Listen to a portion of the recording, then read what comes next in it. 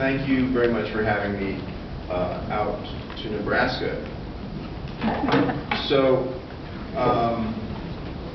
last time I was in Nebraska was almost exactly 30 years ago. I was 19. I was hitchhiking across the country, and I told this to some of you all. I got picked up by a Kearney. Interestingly enough, not named for the town. We worked for Carnivals, and he was with his girlfriend and his girlfriend's brother who like skipped bail in Michigan. They were driving to Colorado. They had a cat with them. So. But I've had fond memories of Nebraska because they were good people. And it's nice to be back. So, climate change and refugees. Yeah, and also thank you for setting this up. It's very impressive what the Nebraskans for Peace are doing. And your longevity, and also I should say your geographic reach. Shortly after I was invited to come speak to you, I'm from southern New England, from southern Vermont, and originally my mother still lives there. I spent a lot of time up there, and I was in my hometown, Putney, Vermont, and I saw this car with a whole bunch of bumper stickers. We have a lot of that in southern New England, a lot of bumper stickers, and one of them on top was this big blue one, Nebraskans for Peace. I was like, what is that? So, your reputation precedes you. Right, so the situation with climate change is this, that the science has been pretty clear for a long time that there are tipping points in the Earth's climate system, that 350 parts per million of CO2 in the atmosphere is the threshold after which the problem of climate change can very easily become self-compounding. So, before that point, the main drivers of global warming were civilization, burning fossil fuels, loading the atmosphere with CO2. But after the 350 parts per million threshold, and we're now at 405 parts per million of CO2, or CO2 equivalent in the atmosphere. So the danger is that at a certain point what happens is that the heating is so intense that the systems that are currently playing a role in stabilizing the climate, like the boreal forests of the north, the tropical forests of the south, collapse, break down, start dying, and then become net emitters of carbon. Or the great fear is that the permafrost in the Arctic melts and the methane trapped beneath it comes billowing out. And methane is a CO2, is a greenhouse gas more than 20 times as powerful as carbon dioxide, but it doesn't last as long in the atmosphere. So part of the problem is pulling back from whatever the threshold is of really going beyond the point of no return, and where we lose control, right? So the good news is, as long as we are the main problem, we still have the power to shut down our factories, to change our not shut down our factories, but change the source of energy for our factories, change the way we farm and raise food.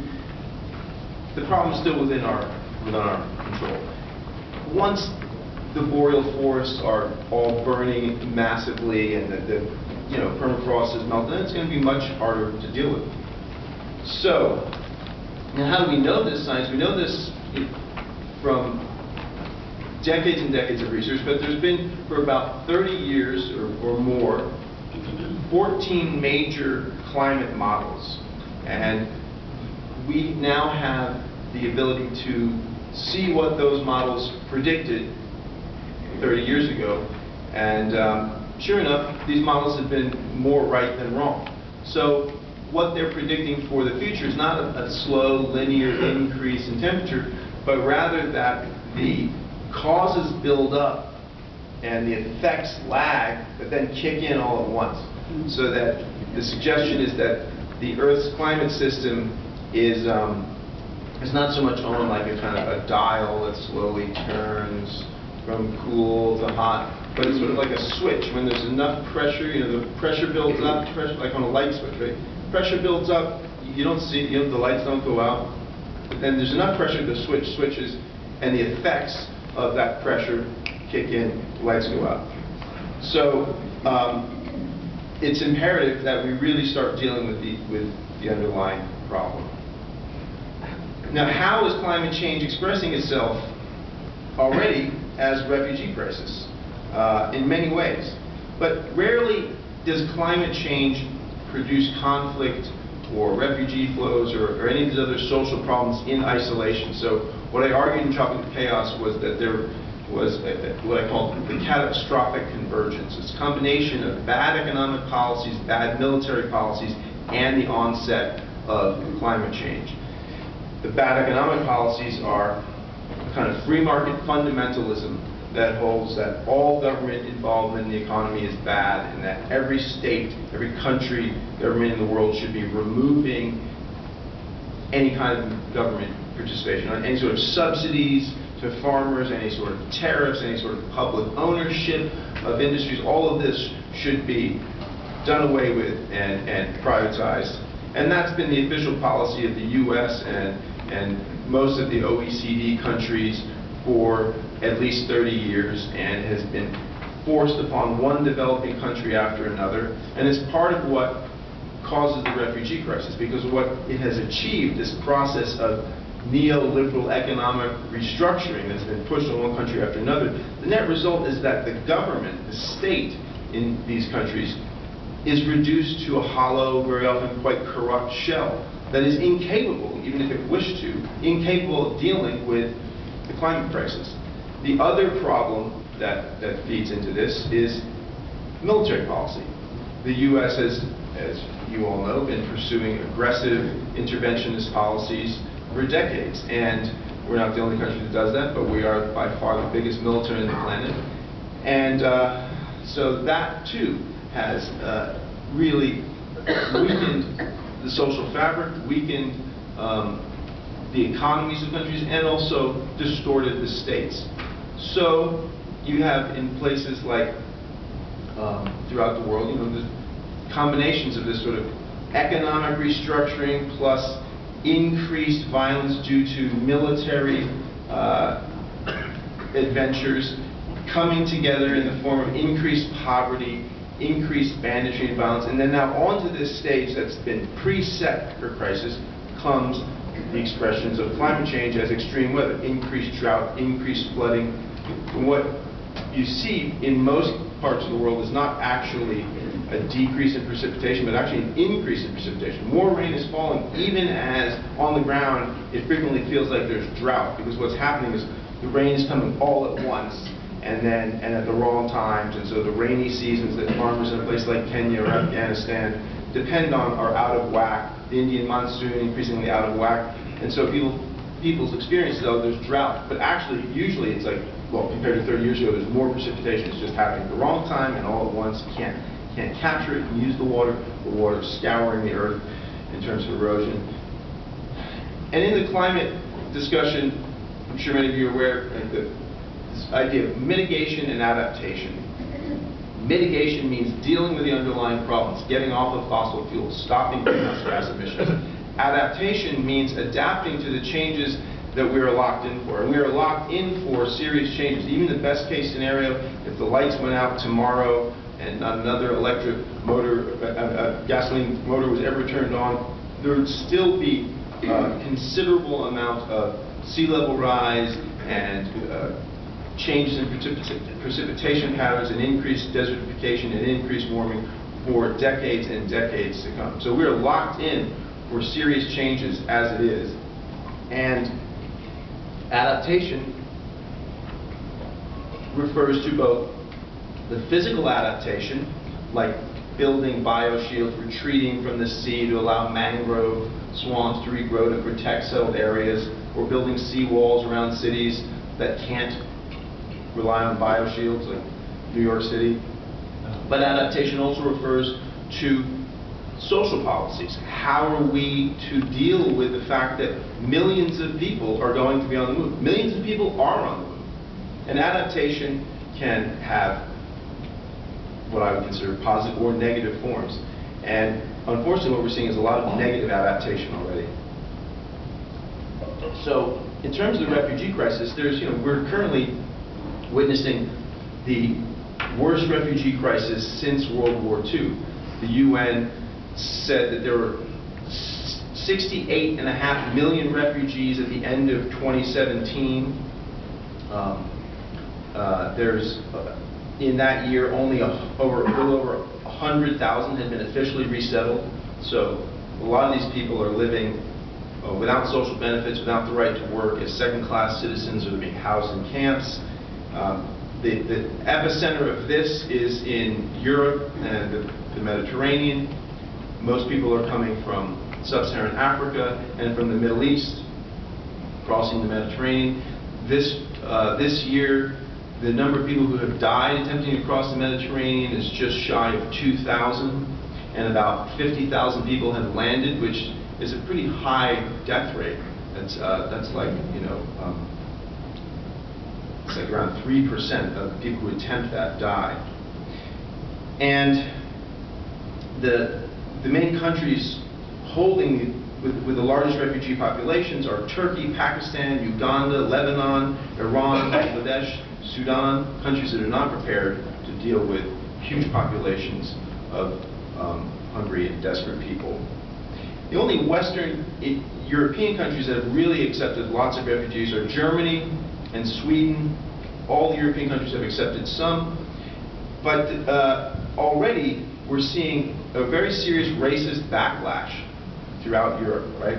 In Sweden, the Sweden Democrats, they're a Nazi party, right? They started out as street-fighting skinhead Nazis in the 80s, wearing bomber jackets and Doc Marten boots, fighting against anarchists and communists. And then they, along the way, put on suits and ties and grew their hair back and, you know, claim that they're just social conservatives. But their origins are as Nazis.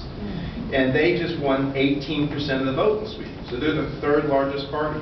In Germany, Alternative for Germany, similarly very right-wing party, won 13% of the vote. In many European countries, fascist parties are the second or third party. Golden Dawn in Greece was for a while the second, but now it's been bumped down to the third party. In France, the Front National, Marie Le Pen's party, which has renamed itself Le Rassemblement National, is essentially the second party and very likely will take power at some point. So, what has been the response to this refugee flow? Right? How are we to see this as adaptation? Well, and what drives this? What are the underlying causes? The underlying causes are what I said, right? These bad economic policies, bad military policies. Let's just take Syria as an example. Syria was under pressure from the West to liberalize its economy. Syria was one of the Ba'athist states. It's where the Ba'ath Party was formed. The Ba'ath Party attempted to be a pan-Arab national socialist party. It was always sort of a, you know, it was a kind of classically, maybe it's not fair to call it fascist, but it was sort of fascistic. It was this kind of mix of left and right. Saddam Hussein was a Ba'athist. And they believed in a sort of heavy state presence in the economy. So Iraq is overthrown by the U.S. We all know that story. It becomes basically a semi-failed state, a permanent state of war. Syria is maintaining law and order and a functioning society throughout much of that. Many Syrians go off to fight. Lots of Muslim volunteers from around the world travel into Iraq, and many of them go through Syria. There's lots of weapons trafficking along the Euphrates River. And then as a sort of stability takes hold in parts of Iraq, many of these refugees get pushed back into Syria. Syria is a majority Sunni country, like, well, actually not like Iraq. Iraq is actually a majority Shiite country, but it always, under Saddam and before that, had a minority Sunni leadership. So in Syria, the ruling clique are Alawite. They're a branch related to Shia Islam. So many of these veterans are coming back, and many of these guns are coming back into Syria around 2008, 2009, 2010, 11. And as the Arab Spring jumps off, Syria is being sort of leading up to this. Around 2008, 2009, Syria starts experiencing really intense historic droughts. At the very same time, in an effort to try and curry favor with the West, the Assad regime is finally sort of liberalizing its economy. And part of that involves withdrawing supports for Sunni farmers. These farmers are now losing their supports from the government, their subsidies, their subsidized irrigation and crop insurance, and just as they're facing this extreme weather. So they are forced to leave the land, they come into the cities, they're unemployed, poor, desperate, and they're not part of the ruling clique, and they are greeted by religious activists who try and organize them and organize their grievances along religious lines. And protests begin that have a religious character that immediately turn violent, and the civil war breaks out. So what at first glance looks like, oh, this is a religious civil war. No, it has deeper underlying roots. Some of them are environmental, and some of them are these economic policies being pushed by the West, and some of them are the reverberations of bad U.S. foreign policy decisions by the U.S. to collapse this neighboring state. And the Civil War has been raging on ever since. And, over 1 million Syrians have left, and there are millions more in nearby countries and displaced within Syria. So that's an example of how all this stuff plays out in a fashion where it can be pretty hard to locate the climatological aspect of it, but that doesn't mean it's not there. In terms of the Arab Spring, this is worth mentioning because it's actually not in the book. The book came out in 2011, right when all this jumped off. The Arab Spring starts in Tunisia, and the protesters are demanding a better standard of living. People are carrying loaves of bread, and one of the last things that the former President Ben Ali did before he left was increase bread subsidies. So, well, what's that about? And similarly in Egypt, people were protesting. And it started actually with strikes in government-owned textile factories. And then one of the demands that people had when they hit the street was to lower the price of food. Well, what was happening, interestingly enough, was that in 2009, 2010, there had been very bad droughts in the Black Sea region. People might remember this. There was like forest fires in Russia that were so bad the smoke was clogging Moscow. And the Black Sea region, the Black Sea drought, as it was called, affected Kazakhstan, Ukraine, and Russia. And these are major wheat exporters, and this is their wheat zone. On top of this, Glencore, which is a huge privately held commodity trader and mining company started by an American fugitive, a former fugitive, Mark Rich, who Clinton pardoned. It's a Swiss-based company. Glencore openly advocated to the Russians that they should cancel their grain exports. They wrote an op-ed, an open letter in the Times. Russia did that on the basis of this crisis. They were, we're going to cancel some of our grain exports this year because this drought has been so bad. Well, what region do you suppose is one of the largest grain importers in the world?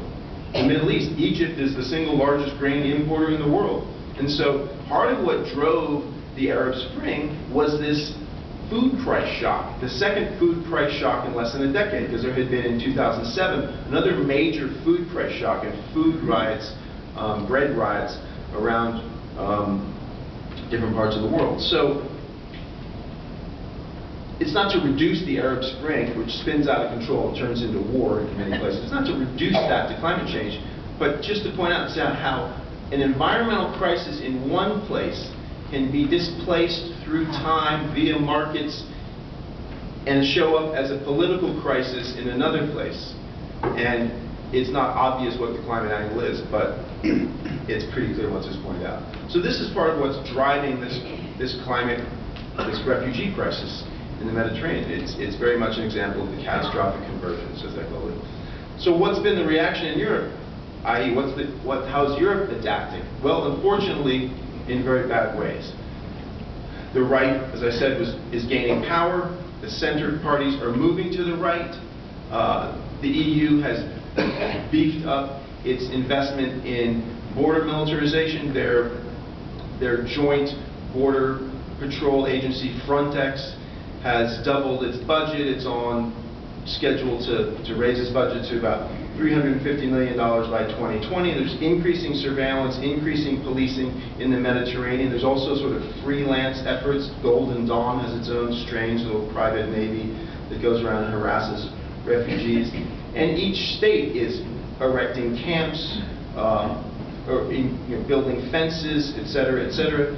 And throughout Central Europe, the spectacle of Muslim refugees wandering through Hungary, wandering through Serbia, has empowered the xenophobic right. Thus you have Viktor Orban in Hungary doing very well with an increasingly xenophobic right-wing politics. So that's an example of bad adaptation. The great irony in the European situation is that Europe is turning into a geriatric ward. The birth rates have declined in Europe for a long time. And European society needs young people. You can't afford to have a society of older people receiving generous social benefits if there aren't people to work in the economy. And the great irony is that Europe needs immigrants. And that certainly this first wave of immigrants, they were not the dregs of society. They were people who had entrepreneurial skills and sensibility, usually had some degrees, had a little money or property they could liquidate to make this trek, and in many ways they're exactly what Europe needs. This doesn't always seem like that, because what the EU has done is essentially, in creating the common market, there are like labor shortages in certain places, like in parts of Eastern Europe, and because their sort of like working age population has been pulled to the higher wage western sections of Eastern Europe. But there is overall a demand, there's a need for these people. But politically, that is not what's happening. And I think part of that has to do with the fact that the European right looks at the American situation and understands that we've done something that I consider very immoral, but something that's like technically at an economic level pretty brilliant, which is to allow immigration, but to not allow immigrants to have rights, right? To have immigrants come in and pick your crops, but don't give them the right to organize unions. If they ever start talking about a union, you just call ICE on yourself, your employer, which employers do that on occasion. And there's a contradiction in this whole thing too, because in California, the agricultural lobby is divided on immigration because they realize they need immigrants. And they also like that they're undocumented because they have no control, they have no power. But they also don't really like being the one who gets raided by ICE.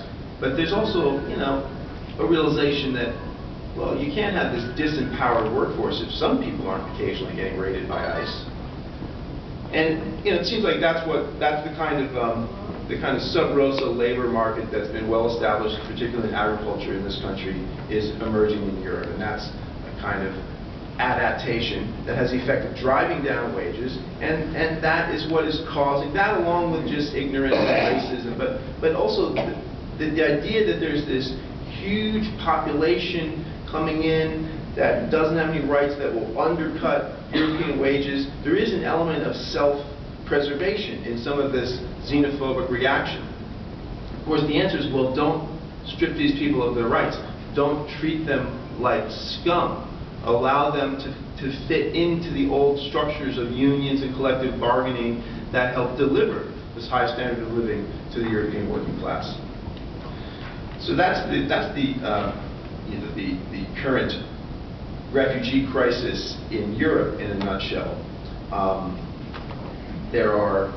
There's similarly in Myanmar, the turning on the Rohingya, Bangladesh is in no way capable of dealing with this. The response already, Bangladeshis have been going into India. The response there has, for well over a decade, has been border militarization, heavily militarized border. People are killed regularly on that border.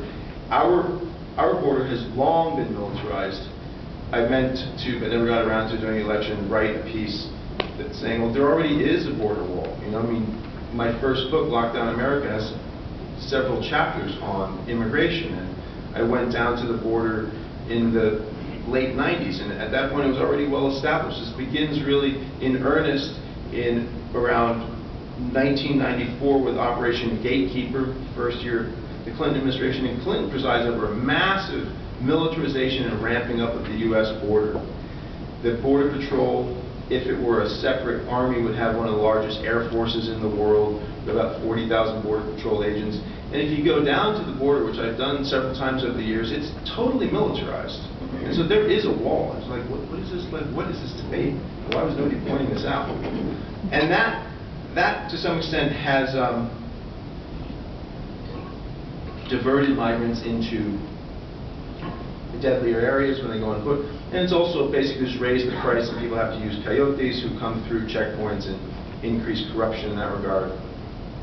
But the main reason that in the last decade there's been actually a net out migration from this country to Latin America has less to do with the policing, though that, you know, one doesn't want to advertise it, you know, because you can say like, oh yeah, the policing works, but I mean, honestly, I think it probably does to some extent to, you know, terrorize people and abuse them, makes them not want to stay.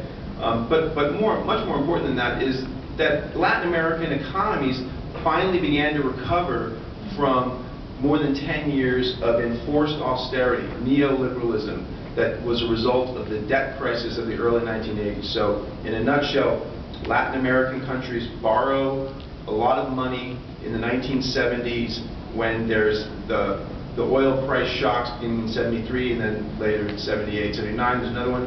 There's enormous amounts of money looking to be reinvested, sloshing around the global economy. It's lent out to any country that will borrow it at low variable interest rates pegged to the LIBOR rate, the London interbank rate, which was in the news a couple years ago for some scandals about fixing it.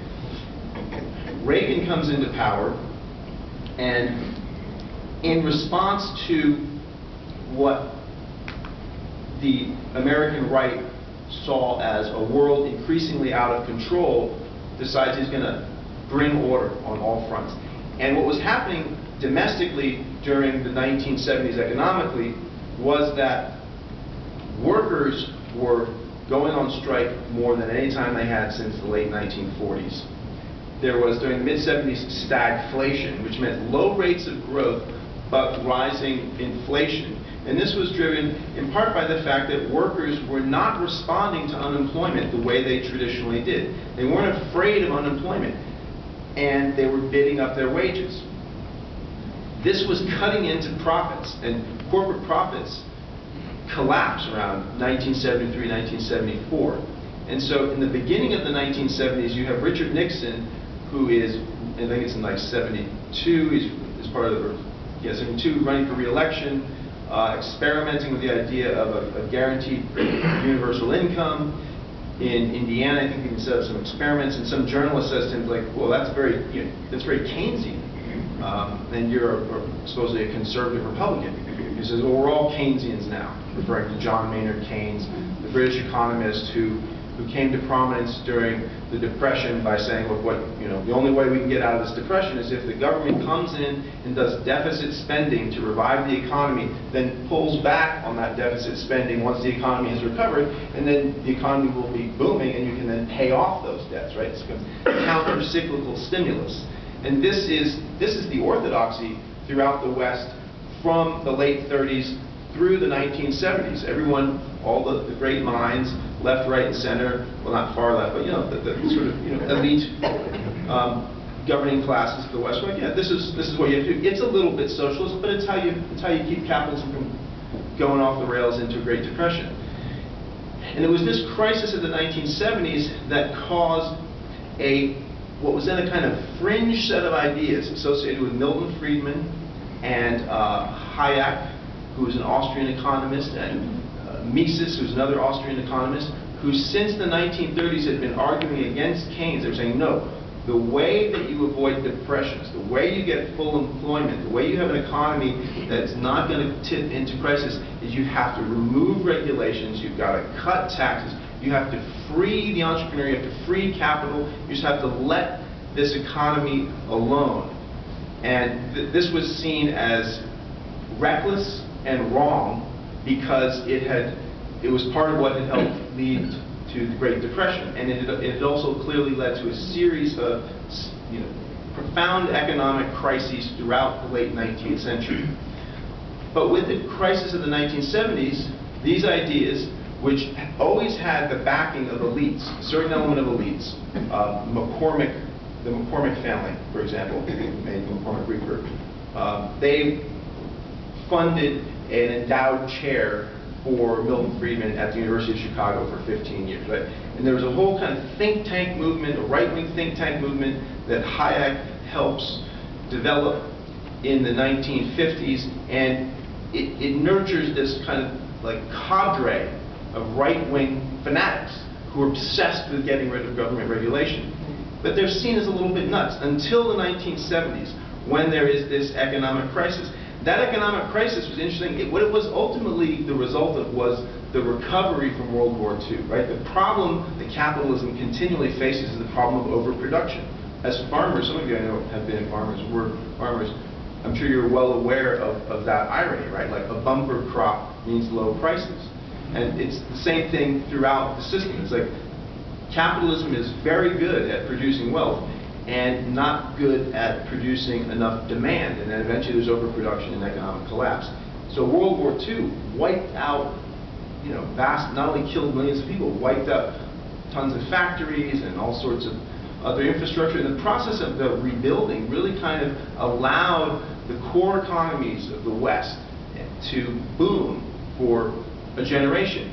And by the late 1960s, global markets are just saturated. There are basically too many automobile factories, not enough people to buy all the automobiles. Same with washing machines, blue jeans, et cetera, et cetera. And that's part of what was causing profit rates to decline and unemployment to go up, yet people weren't responding to the unemployment. And that was partly because of the social innovations of the New Deal, creating Social Security, creating unemployment, and then the war on poverty under Johnson, extending all sorts of social benefits to the poor. And suddenly, in the 1970s, an element of the ruling class, the political class in the U.S. realized, wait a minute, these mild forms of redistribution that helped stabilize the economy coming out of the Depression have empowered workers too much. They're not scared enough. And now that during this downturn, it's corporate profits that are getting hit and not the working class. This is no good. And so by the end of the decade, while Nixon says that stuff, we're all Keynesians now in the beginning of the decade, by the end of the decade, this policy is beginning to gain traction. And Jimmy Carter begins deregulating trucking, he deregulates airlines, and I think deregulates rail a little bit, and telecommunications. Also increases the military budget, because this is like essentially welfare for General Electric and Lockheed Martin, et cetera, et cetera. Reagan comes in, and he goes to town with that. But the other thing that Reagan does, this is getting back to the origins of the debt crisis. If this seems like attenuated, I'm going to bring it back. So the other thing that Reagan does when he comes into power is increases the interest rates massively. And this plunges the U.S. economy into what was then the worst recession since the Great Depression. So he jacks up interest rates to around 16%, which means like in secondary markets, like from credit cards and stuff like that, people are paying enormous amounts of money. That means employers aren't borrowing, no one's borrowing. Homeowners aren't going to borrow some money to build that deck. Companies aren't going to borrow to, replace the truck fleet. Everyone pulls back. The economy goes into this intense recession, and at the same time, the air traffic controllers go on strike, PATCO. Reagan fires 11,000 of them. He stacks the National Labor Relations Board with people who are totally hostile to labor, and the gloves come off, and there's a new class war. Cuts taxes on the rich, increases taxes on the poor, cuts social spending, decimates HUD, housing and urban development, on and on and on. And this has the effect of curing the working class of that problem they had in the 70s of thinking they had the right to a decent life, and that they had the right to go on strike, that they had the right to say no to the boss and quit jobs that they didn't like and go and try and find better ones. And we get, from that point on, massive increase in inequality. And from that point on, really, all of the growth accrues to to the owners of capital, accrues to the 1%, and is not split evenly with the wage earning class. What that jacking up of interest rates in the U.S. meant internationally was the debt crisis. So suddenly, around 1980-81, Mexico, Brazil, Argentina had all borrowed money heavily. Lots of developing economies borrow money. There's nothing wrong with borrowing money if it's invested well, managed properly, and you can pay off your debts. South Korea borrowed lots of money and properly managed it. Not all the money was mismanaged in Argentina, Brazil, and Mexico either. But they had these large debts, and suddenly they could manage these debts when interest rates were low. But suddenly, when interest rates soared, they couldn't manage it. And in 1981, Mexico said, we're going to default on our debts. One of the largest banks in the U.S., First Continental of Illinois, collapses. The chairman of the Federal Reserve, Paul Volcker, is called before Congress, and they say, you have to lower interest rates, and this is going to crash the global economy. He says, we can't do that yet because we haven't seen wages in the U.S. go down. So you've got these two parallel stories. It's like domestic austerity and class war from above, and then the international thing. So what happens when Mexico, and then later Argentina and Brazil, which were just the first of a series of states that go through this process, they then go to the international community and say, what can we do? They say, well, we'll extend lifeline loans to you, but in exchange you have to do the following. You've got to privatize all the state companies that you own.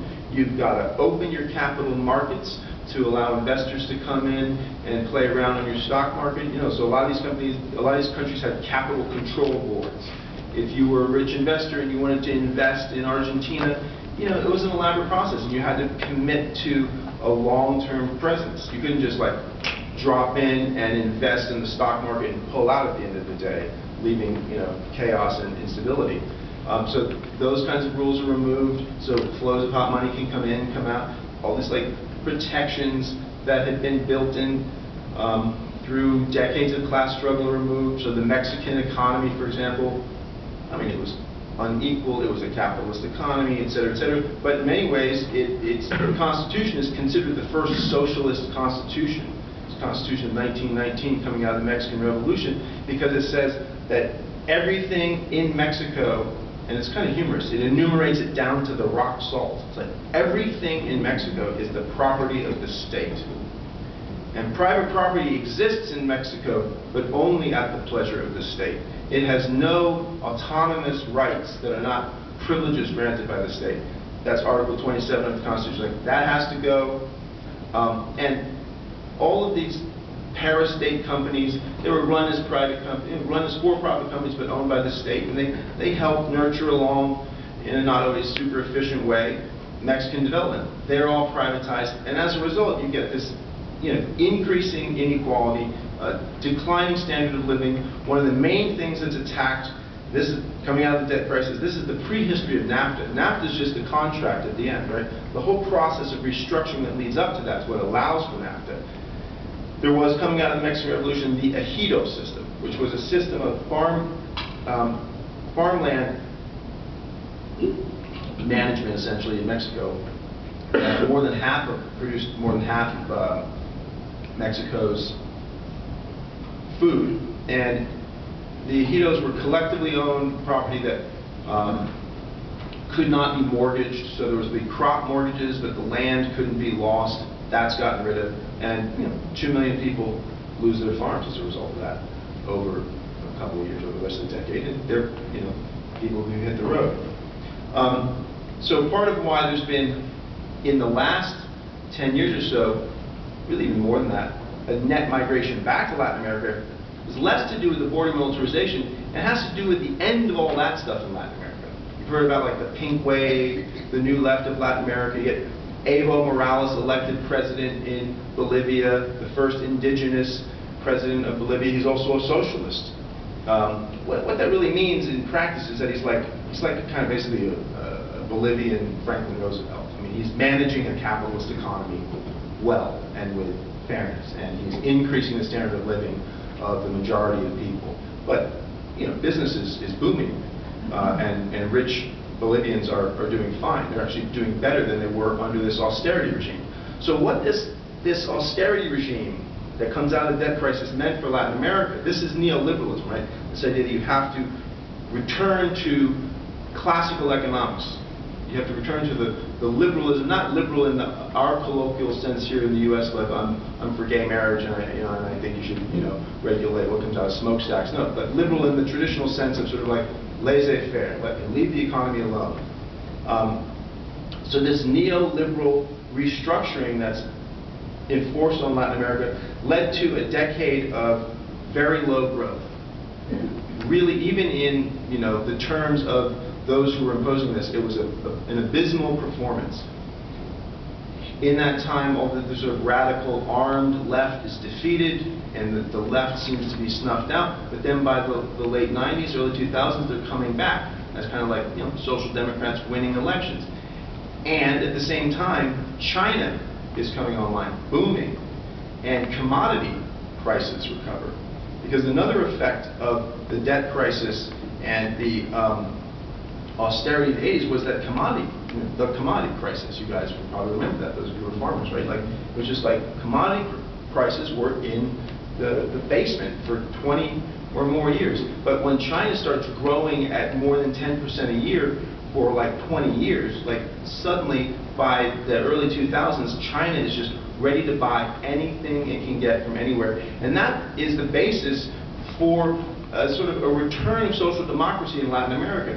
You have in Brazil, you have something called the Bolsa Familia, which is like a combination of sort of health care and food benefits and incentivizing poor families to take their kids to the doctor and school and giving them cash payments for that. Well, this sort of New Deal, sort of redistributive programs that really help to increase the standard of living for people throughout Latin America. And that's more than the policing of fear. That's what kind of has pulled people back and kept people in Latin America, is that the economy was doing better than it had in a long time.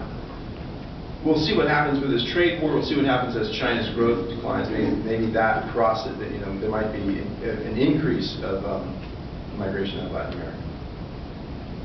I know this probably feels like it's going far afield, but I hope this is making sense. And this is what, to my mind, this is how we have to understand the present in a historical context. So what to do? Finally, wrapping this up, right? If we're serious about dealing with climate change, if we're going to deal with this, we have to have mitigation, robust mitigation, and progressive adaptation, not violent adaptation. The good news is we have everything we need as regards mitigation. We have the money, we have the technology, and we actually even have the laws. In terms of the money, there's the military budget, right? This vast, wasted welfare system that should be redirected. And you don't even, in many ways, you don't even have to change the logic. You say, yeah, national security, you want to get real about national security? Let's prepare for climate change. But there's also, there's the massive subsidies to fossil fuels. Step one would be no more subsidies to fossil fuels, right? And first of all, you can't use public land. If you want to go find oil, you got to go find it on private land. No more access to public land. The production tax credits, which are probably about $1 billion a year. It's hard to get exact estimates on that. But let's take the most conservative. In the last year of the Obama administration itself said that the U.S. government subsidized the fossil fuel industry to the tune of $4.6 billion a year. That's the Obama administration. The Environmental Law Institute, on the other hand, would have it at much more than that. They and others estimate that fossil fuel subsidies constitute almost 4% of global GDP. That the subsidies for oil and gas exploration and development, for this one study the Environmental Law Institute did, which tracked the years between 2002 and 2008, was $1 billion a year, right? So step one, no more welfare for corporations. That's another source of money. But another source of money is that the federal government and state governments are major consumers of energy and major consumers of vehicles. So all that money could be steered towards clean technology. The post office has 140 vehicles that drive an average of 18 miles a day, park in the same place every night. There's no reason that pretty much that entire fleet shouldn't be electrified, right? Other parts of the government also have large vehicle fleets. The federal government has 450,000 buildings, generally large, totally inefficient office buildings. They should all be retrofit, right? And also, the federal government is going to buy electricity for those buildings. Why not channel that towards renewable energy? Say the government has to buy renewable, and when that's impossible, it has to commit to a schedule and working with utilities to get enough renewables online to do this. And this is actually a large part of how technology comes to scale. The government has been very important in directly subsidizing R&D for computers and stuff like that, but also, less well known, is its role as the first consumer. For the first 10 years of IBM's existence, well over half of its sales went to the federal government, right? And still to this day, high tech is heavily dependent on selling its products to the government. And that's how we get stuff like the iPhone. Mariana Mazzucato, in her book, The Entrepreneurial State, goes through 12 different government-funded, government-produced technologies that are in the iPhone, that only once all the kinks had been worked out were they then licensed to the private sector. So the government does this anyway. It did this with aviation. It subsidized what became the airlines. It subsidized them to carry the mail. And it would have been cheaper to carry the mail on rails and other ways, but it gave them these mail contracts so that they could, work out the kinks in their business models and get up and running and become these companies we know. So on and on and on, we can see the role of government procurement is essential in technological transformation. And it's also an enormous amount of money. The public sector in this country is generally, depending on whether the economy is booming or in recession, between 35 and 38% of the economy.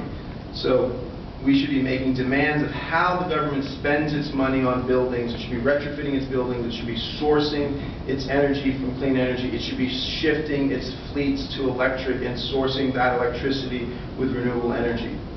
We have the technology, obviously, right? It's not like we have to invent electric cars. It's not like we haven't invented distributed photovoltaics plus utility scale solar and utility scale wind.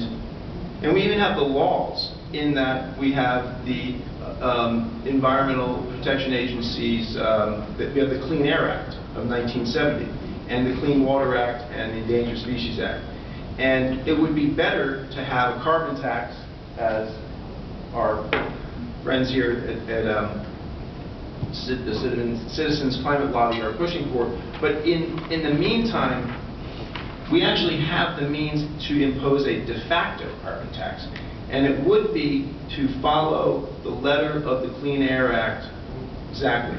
And what the Clean Air Act says is that if science shows that smokestack and tailpipe emissions cause harm to human beings, then the EPA has to regulate those emissions. If we were serious about that, we could impose a de facto carbon tax. It would essentially say, we would say to business, okay, you're free to burn coal, but you're going to pay a fine, a hefty fine, on every ton of CO2 you emit. That would mean that the price of energy produced from coal would go way up. That would, in turn, mean that coal would be less competitive compared to renewable energy. So, I have no illusions that Trump is going to pursue this, and instead he's attacking me viciously. And the great tragedy of the Obama administration was that the Obama administration really ignored this. And I think also one of the great mistakes of the climate movement was that the climate movement has been, this is changing, but has for a long time been hostile to government. It has this kind of American common sense notion that government is inefficient and that the private sector can do everything, and that voluntary efforts are better than regulatory efforts. And so nobody was pressuring the Obama administration to really use the Clean Air Act the way that it should. And the Clean Air Act was also modified by a lawsuit called Massachusetts versus EPA that really tested this. So the Clinton administration signed the Kyoto Protocol, but then it wasn't passed through the Senate because it was a treaty. And at that point, the state of Massachusetts a number of other states and some green groups sued the EPA saying, you have to regulate these greenhouse gas emissions. The basis of the case was Massachusetts said we have this coastline, sea levels are rising, they're going to rise more, that's going to harm people, the cause are these emissions, therefore you, the agency responsible for regulating emissions, you need to deal with this. It took 10 years for this case to be resolved, went to the Supreme Court, and in 2007 the Supreme Court said yes, the EPA must regulate greenhouse gas emissions. Not can, it must. The Obama administration comes in and essentially does nothing about this. It finally does a few little things toward the end. They impose new rules for coal-fired power plants, new coal-fired power plants, but that was politically easy. And they were strict rules. They were tough rules. But it was politically easy because of the fracking revolution. And by that point, the price of natural gas had collapsed because the supply of natural gas had expanded vastly. And there were utilities that were switching coal-fired power plants over to natural gas just for economic reasons. So no one was going to come up against these rules in trying to build a new coal-fired power plant. What they really needed to do and never got around to was existing coal-fired power plants. They also passed laws about automobile emissions, which Trump has recently talked about rolling back or has rolled back. Those were also politically easy because they're redundant with the fuel economy standards. Fuel economy is essentially the same thing as emissions. The government is constantly telling automakers you need more, your vehicles have to go more miles per gallon. That's the same thing as saying you have to have less emissions per vehicle. And then also, California dominates the automobile market as a state and it has these really strict state regulations. So automobile producers plan for and design for the California market. But that was an opportunity that we missed. But ultimately, so in other words, we have the money, we have the technology, we even have those laws. It'd be better to have better laws, but we have those laws. What we don't have, of course, is the political leadership. We have an elite, we have a ruling class that have been dipping into their own supply.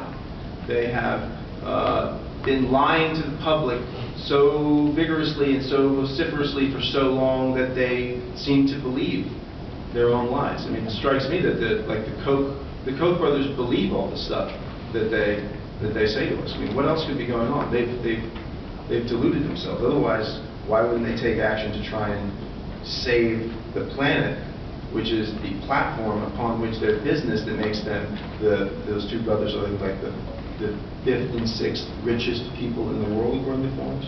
You'd think they'd have a stake in wanting to preserve life on Earth, but they don't seem to want to do that. So, all right, yeah, that is what. Long story short, that is what, in the end, we need to be doing. And we also need to be planning on the adaptation front. We need to get real about the fact that cities are going to be flooded, and this is going, this requires planning. This requires public investment, and the good news on that front also is that on the question of the cost of all this is that getting back to that point I made about the problem of overaccumulation. The strange thing about capitalism, right? Its crises are born not from scarcity. Its crises are born from maldistribution and from problematic forms of abundance. Having too many soybeans, right? So that the farmer who grew the soybeans can't even get enough money to pay for the production of soybeans, right? So this happens throughout the system. And it's what drives financial bubbles and crashes. And again, we're in one of these situations where there's essentially too much money, the ultra-rich, but also, the entire civilization, everyone's savings accounts, pensions, right? There's too much money and not enough profitable outlets for it. And that's why money flows into, last time around it was housing, right? And it's like you start, the rules are changed, and then it becomes easier to lend people, anyone money, and you can resell the mortgages, right? This whole story. So then you get, ninja loans, right? No income, no job, no assets. Give them a loan anyway, because our bank's not going to hold this. We're going to slice and dice this mortgage, and then we'll sell it into the international market. What's the root cause of that? Why are they lending money to this guy who can't pay it, rather than investing in something that will pay real dividends, like, I don't know, a new massive wind farm, right? Because those new massive wind farms aren't being built. There aren't enough profitable outlets for all of this money. And what's needed to channel the over-accumulated financial assets into building the real infrastructure we need is a policy shift that says, okay, we are euthanizing the fossil fuel industry, so this entire infrastructure is going to be retired, and something has to be built to replace it. If the government gave those signals, and the federal government is going to be 100% renewable in, you know, whatever reasonable amount of time, plus all these large states, you would see money that's currently going into bid up tech stocks or this or that, flowing into, like, you know, building out wind farms, training people to install solar panels, to retrofit buildings, et cetera, et cetera. So weird contradiction, you know, on the cost of all this stuff is like, that's actually in many ways exactly what the system needs, right? Like the way to avoid events like the crash of 2008 is to have policies that can absorb this investment rather than letting it go into these dangerous bubbles in tech, housing, or whatever. All right, I've been talking too long, so I'm going to open it up for questions. So I know you have